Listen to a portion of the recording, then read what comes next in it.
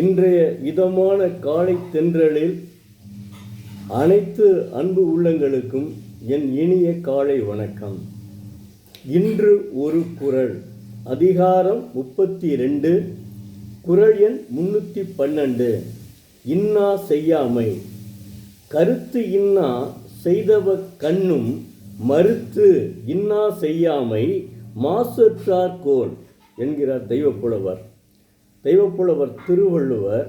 தம்மேல் கோபம் கொண்டு ஒருவன் துன்பம் தருபவற்றை செய்தான் என்றாலும் மீண்டும் தாம் அவனுக்கு துன்பம் செய்யாமை மாசற்ற தபசிகளின் துணிவாகும் என்கிறார்.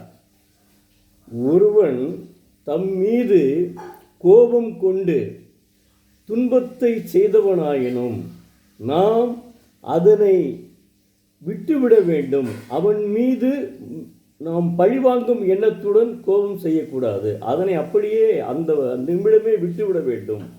அப்போதுதான் நம்முடைய வாழ்க்கை நலமாக இருக்கும். ஏனென்றால் இருவரும் அவன் கோபம் செய்து நம்மளோடு சண்டை போடுவதாக இருந்தால் நாமும் எதிர்த்து சண்டை போட்டால் இருவருக்கும் அடிதடி வரும். அப்படி வந்தால் அதனால் காயம் ஏற்படுவதற்கு வாய்ப்பு உண்டு. அப்புறம் உடனே என்ன செய்வோம், காவல்துறைக்கு தெரிவிப்போம்.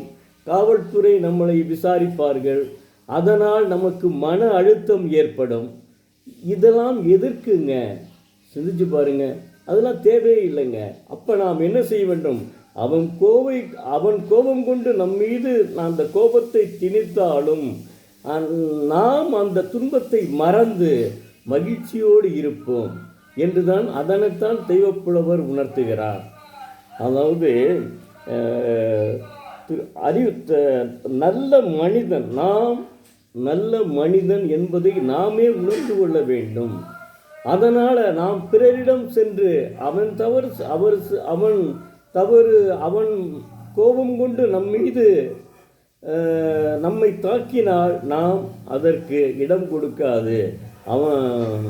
அவனுடன் கோபம் இல்லாமல் செல்வதுதான் நம்மை காக்கும் நலம்.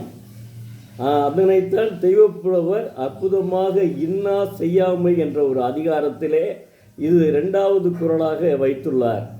அதனால் தயவு செய்து தெய்வப்புலவர் திருவள்ளுவருடைய அறிவுரைப்படி வாழ்வோம், அதன்படி ஒழுகுவோம், வாழ்வை கடைப்பிடிப்போம். நம் வாழ்வு நன்றாக அமையும். நன்றி, வணக்கம். நாளை மீண்டும் ஒரு குறளை பார்ப்போம்.